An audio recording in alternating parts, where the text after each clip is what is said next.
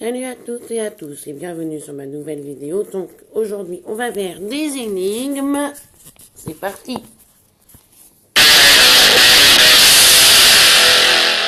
Quatre énigmes pour tester les capacités de ton cerveau. Es-tu de ces personnes qui aiment les énigmes compliquées? Alors c'est ton jour de chance. Dans cette vidéo, tu trouveras 4 énigmes qui vont t'aider à impressionner tout le monde avec le pouvoir de ta logique.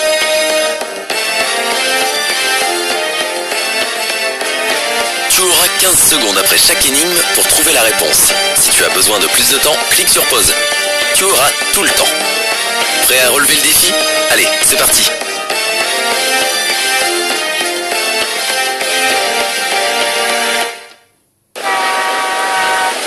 1. La fin du monde. Ce mercredi-là, la vie dans la grande ville était normale. Les gens se ruaient au travail, les taxis étaient bloqués dans les bouchons et les enfants allaient à l'école. Sans prévenir, un coup de tonnerre puissant a fait trembler le sol.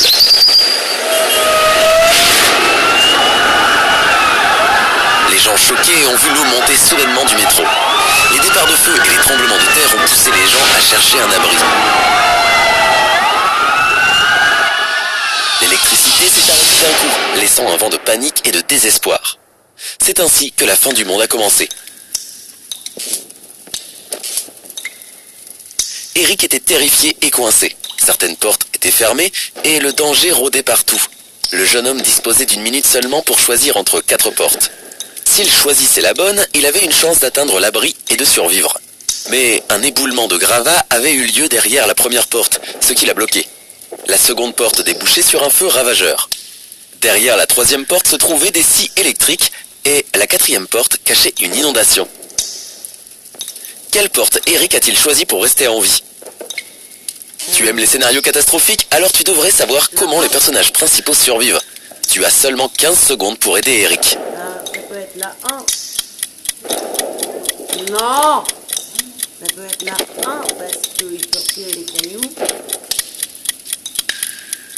C'est soit la 4 qui peut éteindre le feu.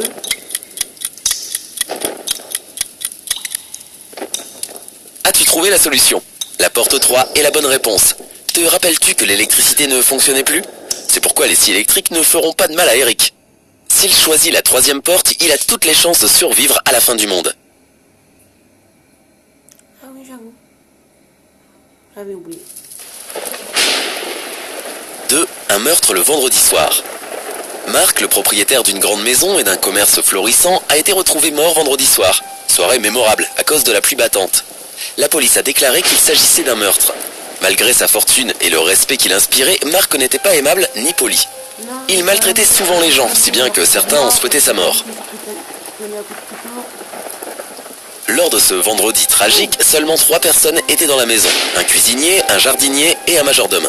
Inutile de dire qu'ils étaient les premiers suspects. Lorsque la police a questionné ces gens-là, elle a entendu les histoires suivantes.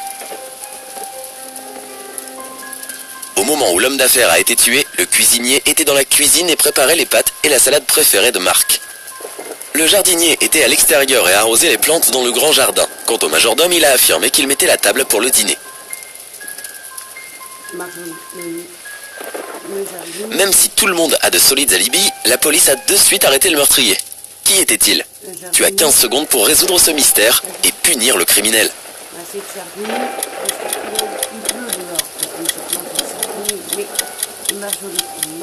Voilà, vous avez compris. Dans la pièce pour préparer le repas.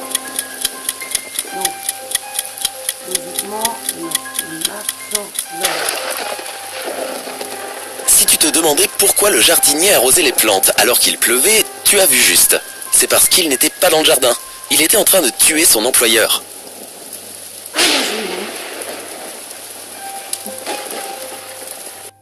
3. Le mystère du clown meurtrier. Pourquoi à chaque fois il y a un clown? Un clown ne travaillait que quelques heures par jour, mais un collègue a demandé au clown de le remplacer. Celui-ci était aimable et serviable, donc il a aidé son collègue.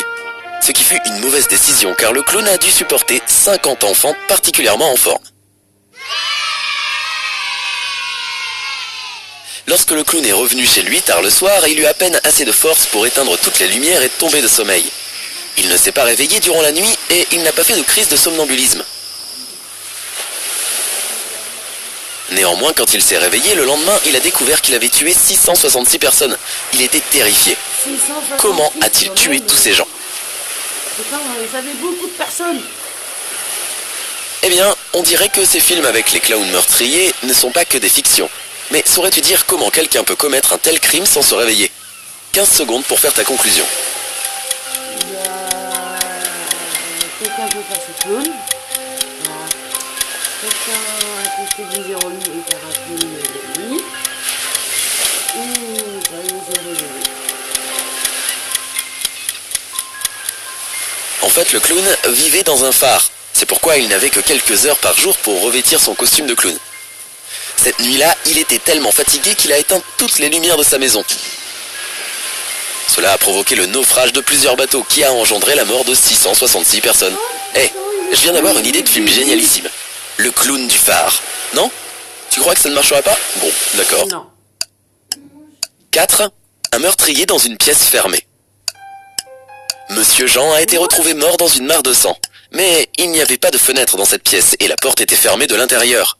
La police savait que Sherlock Holmes aimait ce genre de mystère. Ils ont donc immédiatement appelé le détective. En arrivant, il a examiné la scène de crime et a questionné les 4 personnes qui avaient la clé de la pièce.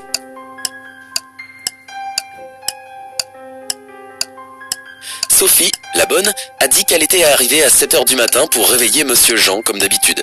En le voyant mort, elle a commencé à hurler.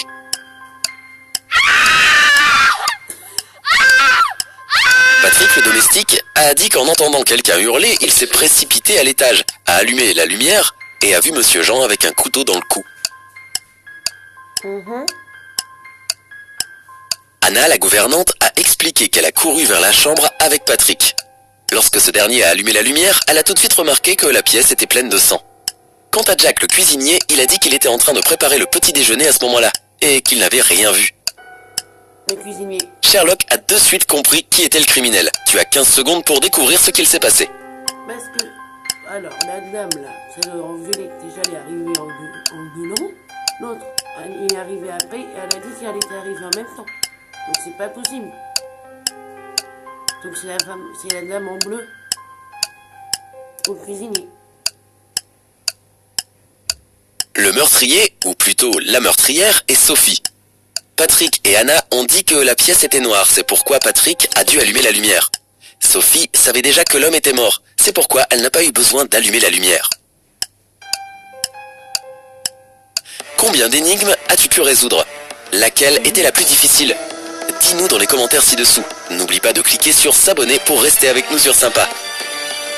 Donc j'espère que cette vidéo vous a plu. Donc n'oubliez pas de liker et de vous abonner. Bon, bye.